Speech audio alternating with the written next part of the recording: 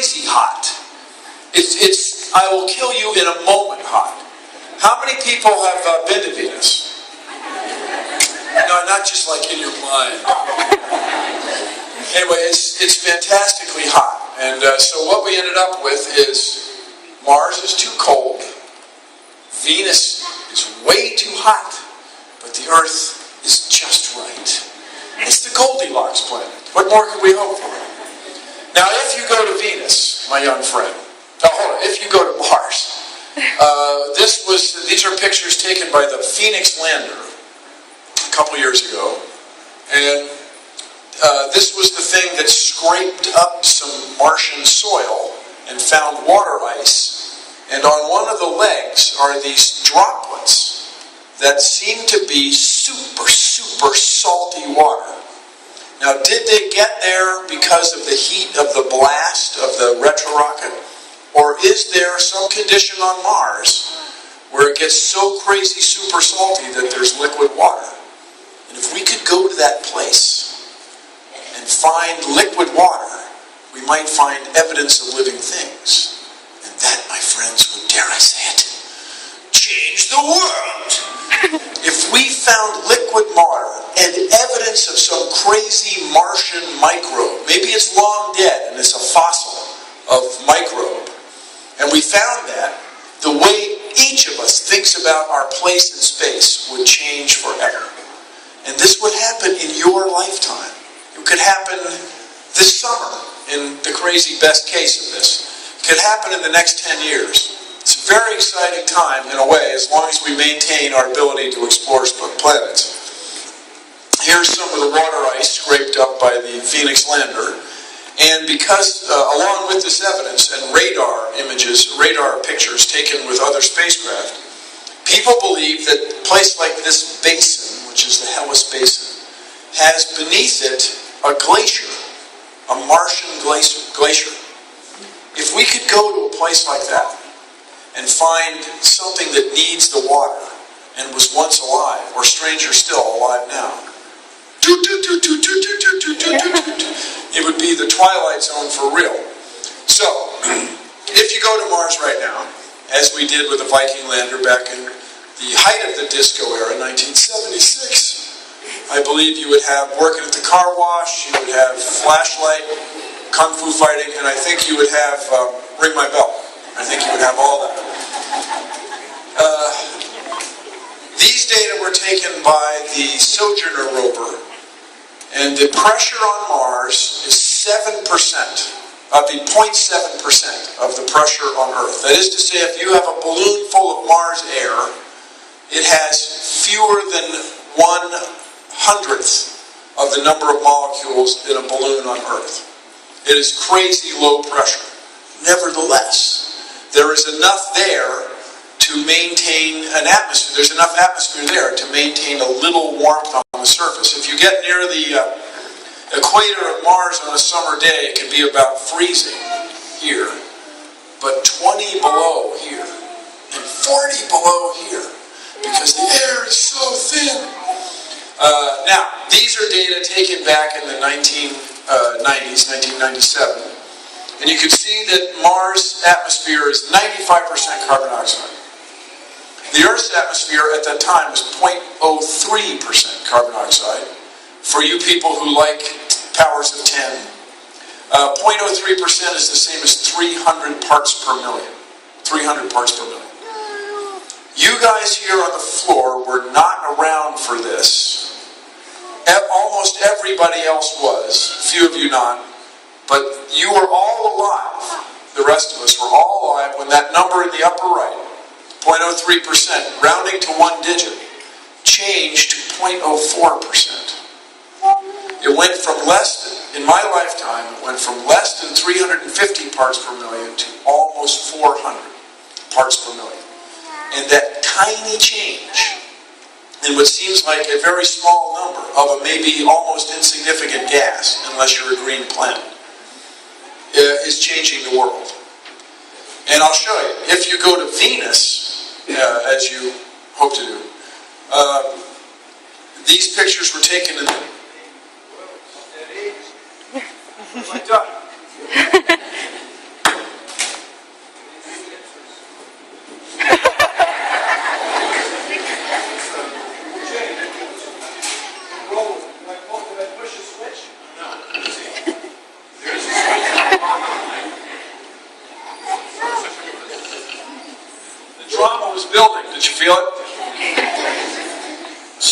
on Venus, I don't know if you guys have played this game. I very much hope you have played it. I hope everybody's played it at some point, where you pretend that the floor is like lava.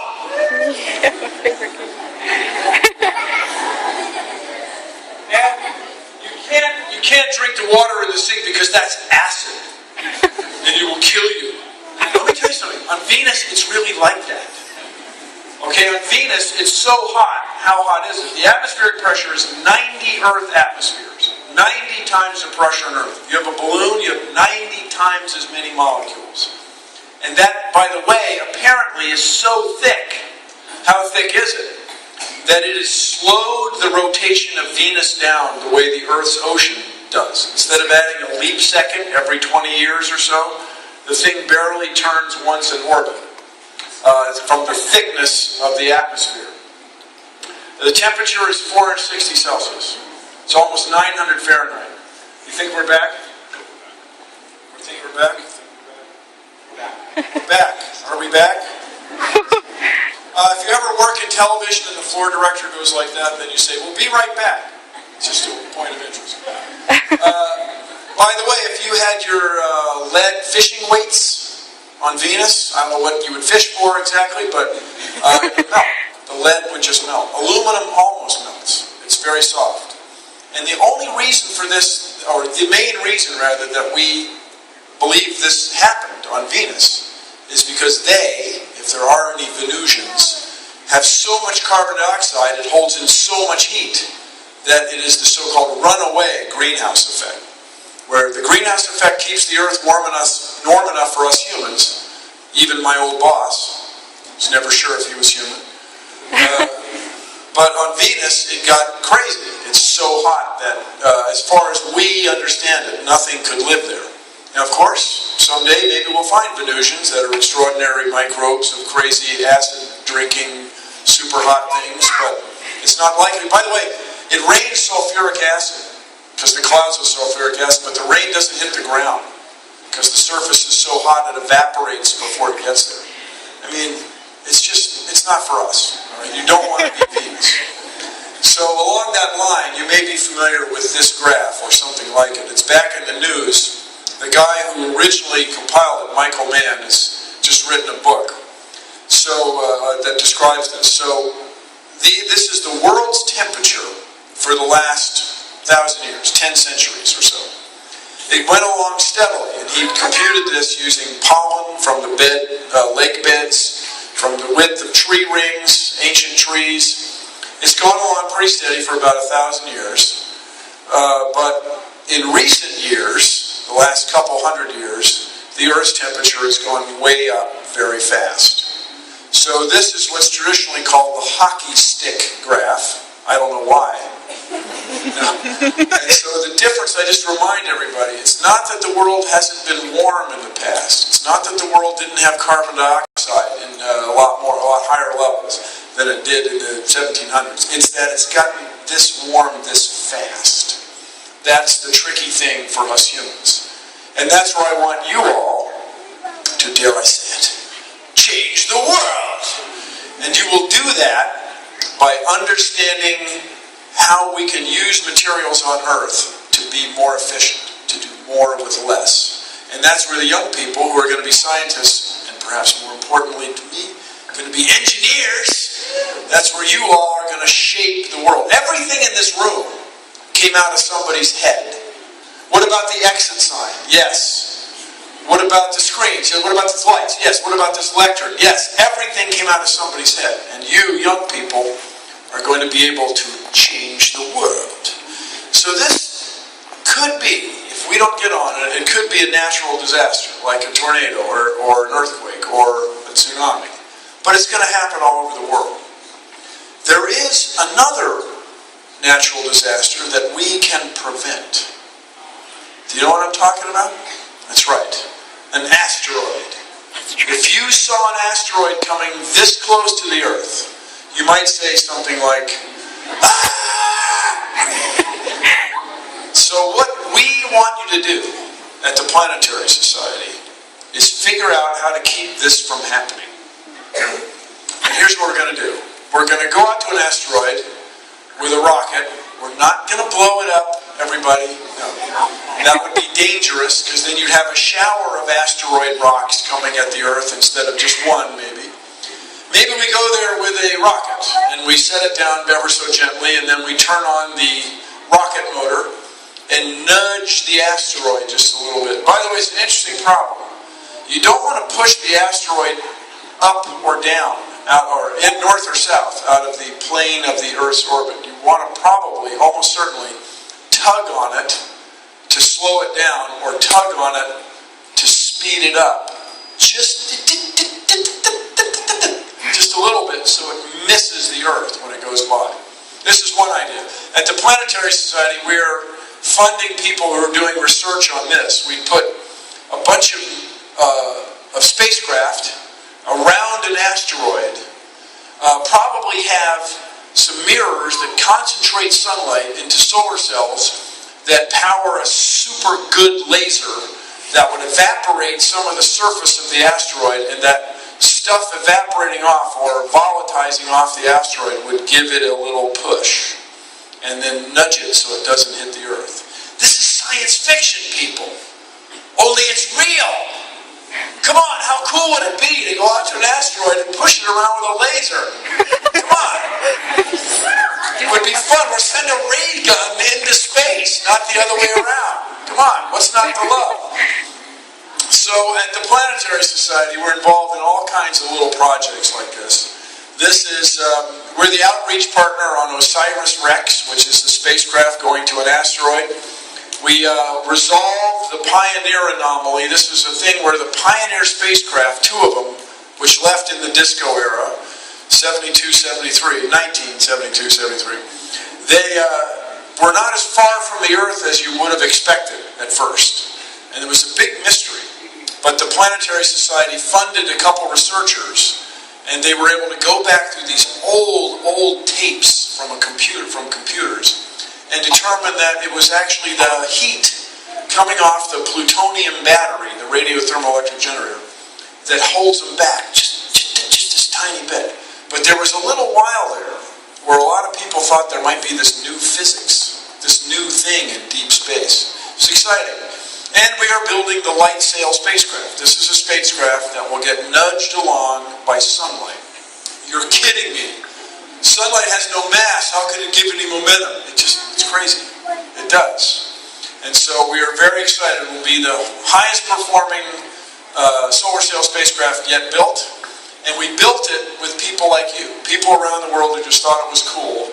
And we built the thing. We are waiting for a ride.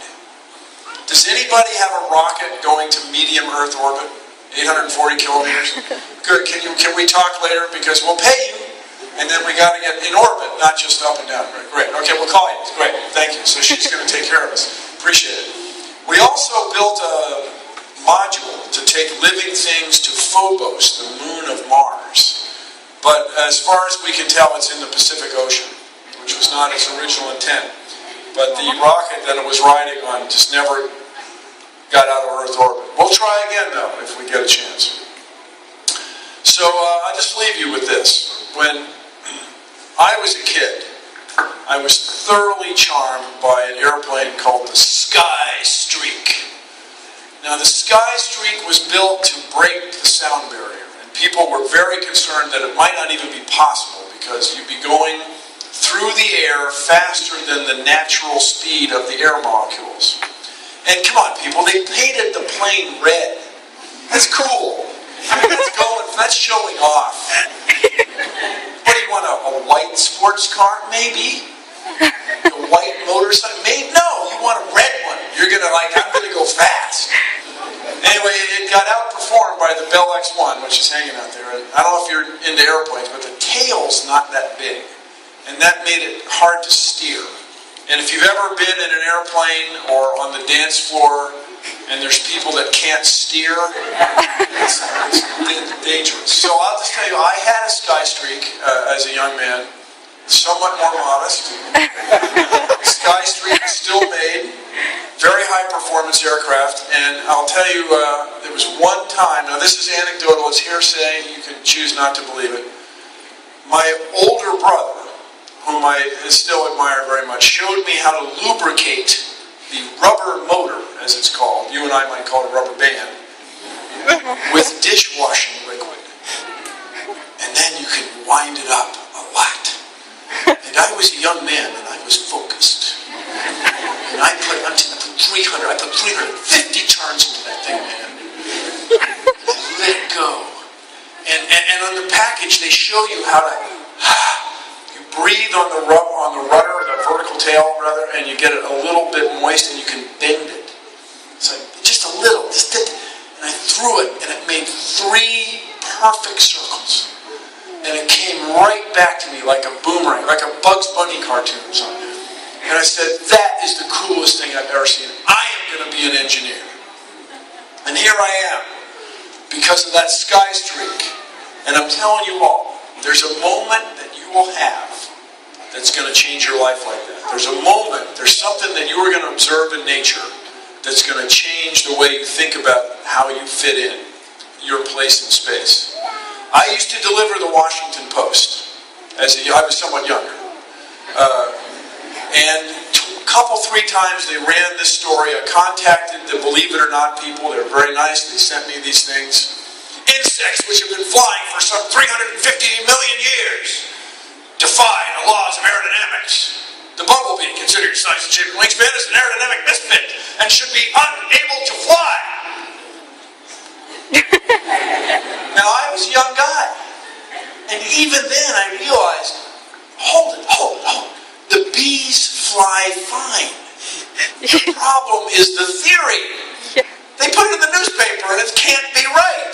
The bees fly. And indeed, my friends, it was shown much, much later how bees do it. They have these cool little whirlpools that allow the upstroke of the wing to not have nearly as much drag as you might be worried about. It's really a wonderful thing. So I'm telling you, there are things in your life, things that you have run across, that people tell you are true, and they're not. So this is a picture of Saturn. This was taken by the Cassini spacecraft 5 years ago. And it's a striking photograph where the sun is behind Saturn. The rings are lit from below, what we would call south. And you can just see a hint of the sun going through the Saturnian atmosphere. And by the way, if you had an extraordinary bathtub and an extraordinary source of gravity, Saturn would float. Crazy thing. But when you look at Saturn, I want you also to appreciate it's a picture of the Earth. The Earth is right here. That's it. That's the Earth. Everybody you've ever met lives there.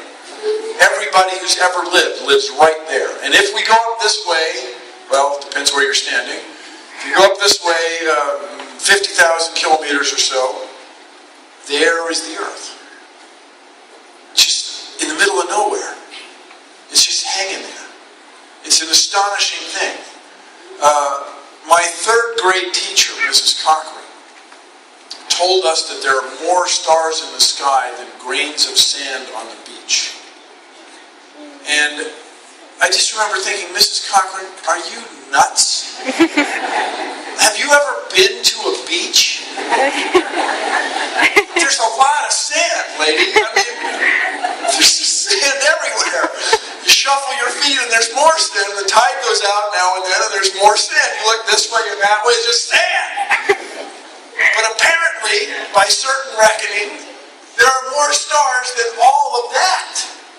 So I got to thinking, I was a kid in Bethany Beach, Rehoboth Beach, actually. And I remember thinking, I really don't matter much. I mean, if you get out here and look at the Earth, I am really no different from a grain of sand. I mean, I'm just another speck on the beach. I'm just a speck on the Earth, which is another speck, orbiting the sun, which is really a completely unremarkable star. There's nothing special about the sun. I'm a speck on a speck, which orbits a speck, with a few other specks in a galaxy which is billions galaxies of specks, among other galaxies, which are just a bunch of specks. I'm a speck and a speck orbiting a speck in the middle of specklessness. I am nobody. I am nothing. But then I realized, with my brain, which is only this big. If any of you ever met my old boss, had to have been quite a bit small. But my friends, with your brain, you can know and understand all of this through the process of science, which is the best idea humans have ever had. And by the way, if it turns out not to be the best idea, we'll throw it out and come up with a better one, and that's science.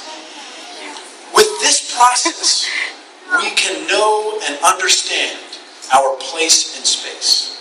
And with this knowledge, my friends, you can, dare I say it, change the world. Thank you all very much. Thank you.